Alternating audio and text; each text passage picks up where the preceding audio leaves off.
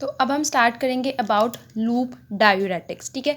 अब इनका नाम से देख लो, लूप डायूरेटिक्स का मतलब ये है कि लूप ऑफ हेनले पे एक्ट करेगी, और लूप ऑफ हेनले पे भी अगर हम स्पेसिफाई करें ना तो ये ascending limb of the loop of Henley पे काम करती है, ठीक है।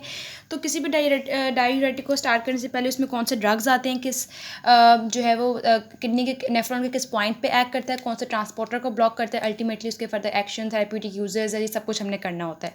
तो अब हम सबसे पहले बात करते हैं लूप डायूरेटिक्स के आके ड्रग्स। इसमें 4 ड्रग्स आ जाते हैं, ठीक है, 4 किस्म के डायूरेटिक्स आ जाते हैं। पहला होता है आपके पास फ्यूरोसेमाइड, ठीक है। देन आपके पास आ जाती है ब्यूमेटेनाइड। देन आपके पास आता है एथाक्रेनिक एसिड,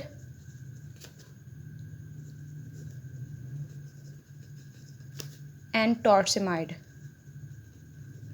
ठीक है। तो ये चारों के चारों डायूरेटिक्स किसकी कैटेगरी के अंडर आते हैं, किस हेडिंग के अंदर आते हैं, लूप डायूरेटिक्स के हेडिंग के अंदर आते हैं। तो we have furosemide, we have bumetanide, we have ethacrynic acid, and we have the torsemide. अब इसमें जो सबसे ज़्यादा जो कॉमनली जो यूज्ड ड्रग होता है वो फ्यूरोसेमाइड होता है, ठीक है। बट नाउ हम ब्यूमेटेनाइड और टॉर्सेमाइड को भी इसकी भी यूज़ बढ़ गया है because of its bio availability. इसकी बायो अवेलेबिलिटी इंक्रीज़ हो रही है, इसकी वजह से इसका भी यूज़ बढ़ गया है। और एथाक्रेनिक एसिड के यूज़ को हम इतना प्रेफर नहीं करते क्योंकि इसकी साइड इफ़ेक्ट प्रोफाइल जो है ना वो थोड़ी एडवर्स है, ठीक है। अब अच्छा ये बात हो गई। देन हमने यहाँ पे अब बात कर लेनी है, ये भी मैंने आपको बता दिया कि उन्होंने कहाँ पे एक्ट करना है, असेंडिंग लिम्ब पे एक्ट करना है। असेंडिंग लिम्ब पे एक्ट करेंगे। अब असेंडिंग लिम्ब पे एक्ट करें तो कोई ना कोई वहाँ पे ट्रांसपोर्टर होगा। अब उस ट्रांसपोर्टर का नाम है सोडियम पोटेशियम 2 क्लोराइड को ट्रांसपोर्टर। इस ट्रांसपोर्टर को ये क्या कर रहा है, इनहिबिट कर रहा है, ठीक है। तो हम यहाँ से देख लेते हैं कि असेंडिंग लिम्ब पे एक्ट कर रहा है और आपके पास हाईएस्ट एफिकेसी वाले डायूरेटिक्स होते हैं, ठीक है। और ये सारा कुछ मैंने आपको बता दिया। देन आपके पास इसका मैकेनिज्म ऑफ एक्शन यही होता है कि आपके पास क्या होता है, अगर हम यहाँ पे नेफ्रॉन ड्रॉ करते हैं, ये प्रॉक्सिमल ट्यूब्यूल, ये देखो नीचे आ गया,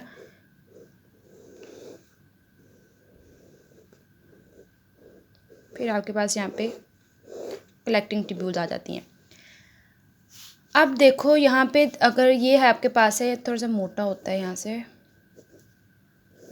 चलो रफ से डायग्राम है ये। आप सपोज करो असेंडिंग लिम्ब है, यहाँ पे आपके पास 1 sodium 2 potassium 1 sodium 1 potassium 2 chloride transporter भरा हुआ है। वो ट्रांसपोर्टर यहाँ पे जब इनहिबिट होगा तो सोडियम क्लोराइड एंड पोटेशियम की एब्जॉर्प्शन नहीं होगी। तो यहाँ पे जो ल्यूमन होगा, ल्यूमन में इनकी कंसनट्रेशन इंक्रीज़ हो जाएंगी, ल्यूमन में इंक्रीज़ हो जाएंगी। और जो आपके पास एडिनल जो इंटरस्टिशियम है, वो जो मेडला वाला एरिया होता है, ये जो इंटरस्टिशियम है, इंटरस्टिशियम में आपके पास इनकी जो है वो कंसनट्रेशन कम होगी ना। ड्रग्स जब इनकी कंसनट्रेशन कम होगी तो वहाँ पे ऑस्मोटिक प्रेशर भी कम होगा।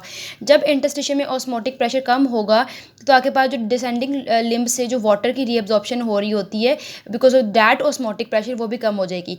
जब ये इनहिबिट हुआ, साथ में ऑस्मोटिक प्रेशर मेडला के इंटरस्टिशियम में कम हुआ, ऑस्मोटिक प्रेशर कम होने की वजह से आपके पास डिसेंडिंग लिम्ब से वाटर की रीअब्जॉर्प्शन कम हो जाएगी और इस तरह आपके पास डायूरेसिस का काम होगा, ठीक है। तो ये मैंने आपको सारा बता दिया।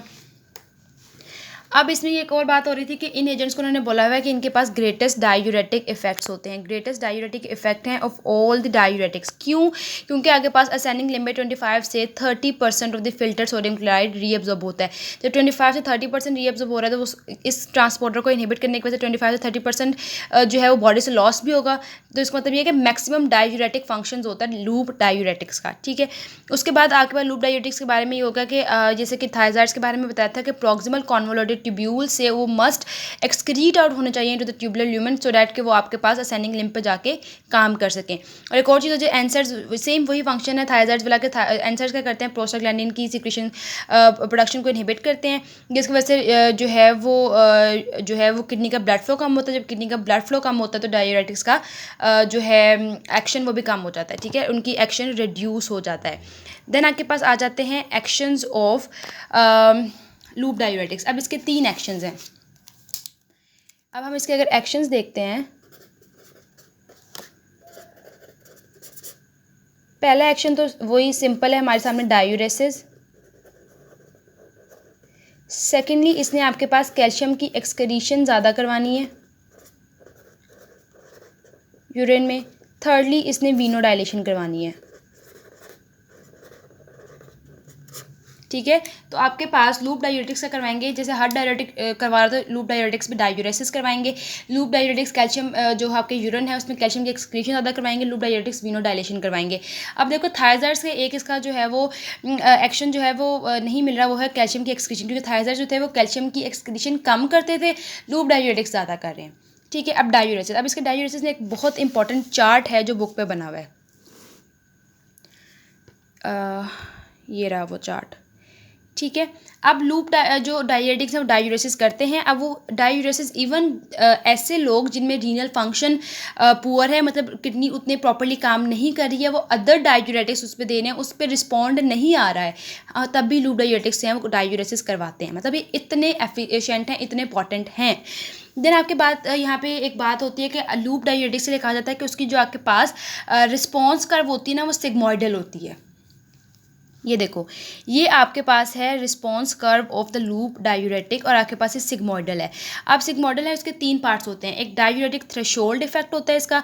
देन आपके पास होता है कि रैपिड इंक्रीज, देखो ये देखो पहले यहाँ पे देखो इसके चार्ट पे बना के हुआ है। डायूरेटिक्स का रिस्पॉन्स क्या होता है, then diuretic concentration loop of Henle में। एक्स एक्सिस पे आपने लूप ऑफ हेनले में जो डायूरेटिक ड्रग है उसकी कंसनट्रेशन ली है, और वाई एक्सिस में उस ड्रग का रिस्पॉन्स क्या है, डायूरेटिक रिस्पॉन्स क्या वो शो कर रहा है बॉडी में, वो है। अब देखो सबसे पहले आपके पास डायूरेटिक थ्रेशोल्ड इफेक्ट है। देन आपके पास होता है इंक्रीज इन डायूरेसिस। ये देखो डायूरेसिस बढ़ रही है but small change in concentration of diuretic हो रहा है। तो यहाँ पे क्या होगा, increase in diuresis with only minor change in the concentration of diuretic. Then आपके पास सीलिंग इफेक्ट आ जाता है। ठीक है। तो ये आपके पास एक model shape dose response curve है ऑफ लूप डायूरेटिक्स के 3 पार्ट्स हैं, वो मैंने आपको बता दिए हैं। ठीक है। तो इसलिए हमें जब भी कोई डायूरेटिक लूप डायूरेटिक को देना है तो उसको थ्रेशोल्ड लेवल से ऊपर अगर अमाउंट होगी उसकी, हमने ऐसे डोज एडजस्ट करनी है जो थ्रेशोल्ड से ऊपर, अगर थ्रेशोल्ड से नीचे होगी तो डायूरेसिस तो होगी नहीं बॉडी में। ठीक है। इस वजह से इसको एक इफेक्टिव डायूरेटिक डोज को डिटरमाइन करते हैं, सो डैट आपके पास डायूरेसिस प्रॉपरली हो जाए जितनी रिक्वायर्ड है। ये इसका हो गया अबाउट डायूरेसिस। अब इसके कैल्शियम एक्सक्रीशन के बारे में आ जाती है। कैल्शियम एक्सक्रीशन के बारे में ये होता है कि आपके पास कैल्शियम की, बस इसमें ये है कि आपके पास कैल्शियम की एक्सक्रीशन इंक्रीज़ करवा देता है यूरिन में। ठीक है। और आपके पास एक कॉन्ट्राइंडिकेट या जो है वो अनलाइकली इफेक्ट है विथ थायराइड्स, क्योंकि वो क्या करवा रहे थे, कैल्शियम की कंसनट्रेशन कम करवाते हैं। ठीक है। अब आपके पास थर्डली इफेक्ट आ जाता है वीनोडाइलेशन। अब आपके पास ये एक्यूट वीनोडाइलेशन करवाते हैं।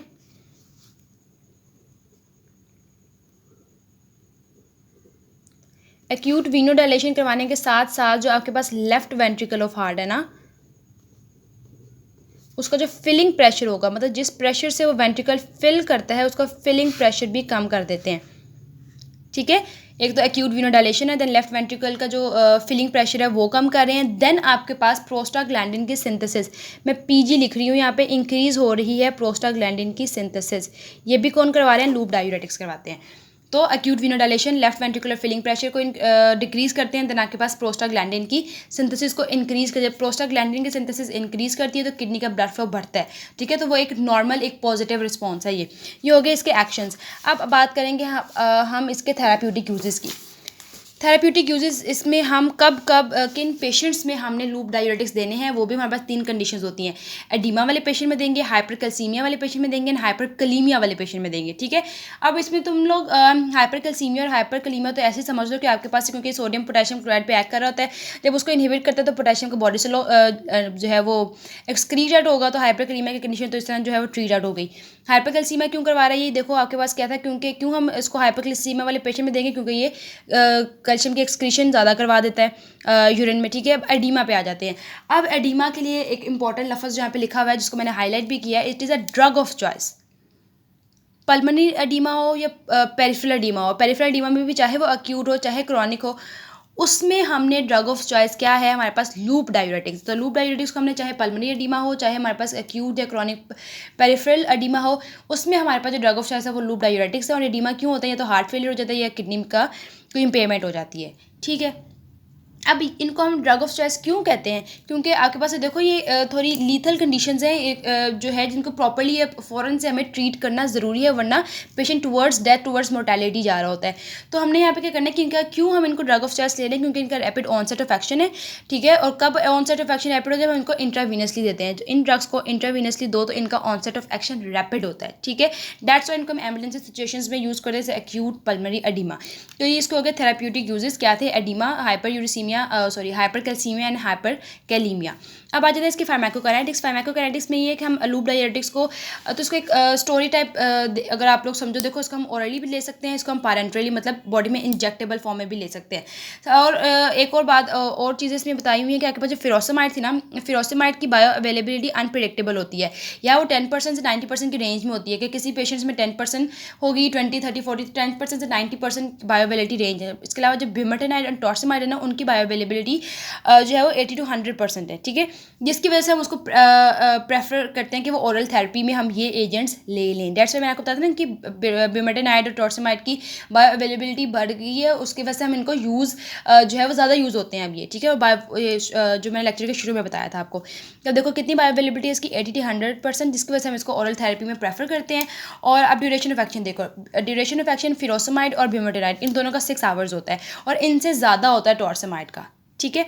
ये हो गए इसके फार्माकोकाइनेटिक्स। अब इसके एडवर्स इफेक्ट्स में देखो, आपके पास एडवर्स इफेक्ट्स में 3 चीज़ों को कम कर रहा है बॉडी में, ठीक है।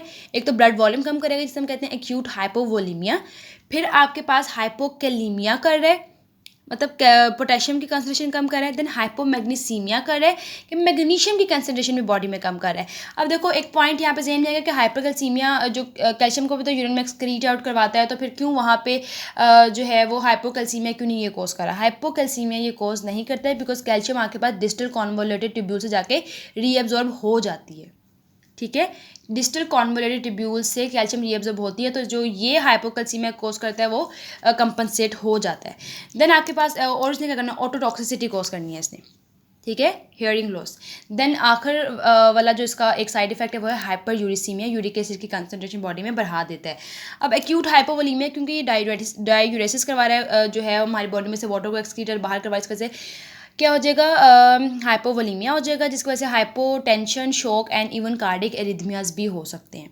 फिर हाइपोकैलीमिया के बारे में आ गया हमारे पास कि ये हाइपोकैलीमिया भी हमारी बॉडी में करते हैं। हाइपोमैग्नीसीमिया हो जाता है। ऑटोटॉक्सिसिटी, अब ऑटोटॉक्सिसिटी देखो आपके पास कंप्लीट या परमानेंट रिवर्सिबल या परमानेंट हेयरिंग लॉस को कहते हैं ऑटोटॉक्सिसिटी। अब क्यों कैसे होगी, जब पर्टिकुलरली देखो ऑटोटॉक्सिसिटी होगी अगर आप लूप डाययूरेटिक्स को आईवी रूट के थ्रू दे रहे हो, ठीक है। एक तो हाई डोज पे दे रहे हो और एक आप फास्ट रेट पे दे रहे हो, ठीक है। आईवी रूट पे दे रहे हो, एक तो डोज ज़्यादा है उस ड्रग की और उसको बॉडी में बहुत फास्ट रेट में इंजेक्ट किया जा रहा है, जिसकी वजह से आपके पास क्या होगा, ऑटोटॉक्सिसिटी विच इज़ रिवर्सिबल और द परमानेंट हेयरिंग लॉस। अब आपके पास एक तो ये रीज़न होगी, और ये भी रीज़न हो सकती है कि अदर जो आपके पास ऑटोटॉक्सिक ड्रग्स होते हैं, अमाइनोग्लाइकोसाइड एंटीबायोटिक्स हैं। कौन से एंटीबायोटिक्स हैं, अमाइनो ग्लाइकोसाइड एंटीबायोटिक्स। अगर हम इनके साथ भी देते हैं ना इन लूप डाययूरेटिक्स को, तब भी आपके पास क्या हो जाता है, ऑटोटॉक्सिसिटी। तो ऑटोटॉक्सिसिटी को प्रिवेंट करने के लिए एक तो हमें डोज को मेंटेन करना है, देन हमने उसको उतने फास्ट रेट पे नहीं, आपके पास जो एक अप्रोप्रिएट इन्फ्यूजन रेट है उसमें देंगे तो ऑटोटॉक्सिसिटी नहीं होगी। और इनमें से ऑटोटॉक्सिसिटी करवा कौन रहा होता है, ऑटोटॉक्सिसिटी करवाता है एथाक्रेनिक एसिड। तो अब याद करो, मैंने आपको बताया था कि एथाक्रेनिक एसिड को हम इनफ्रिक्वेंटली यूज़ करते हैं क्योंकि इसके एडवर्स इफेक्ट प्रोफाइल होते हैं। वही बात आ गई कि ऑटोटॉक्सिसिटी करवा रहा है पेशेंट में, ठीक है।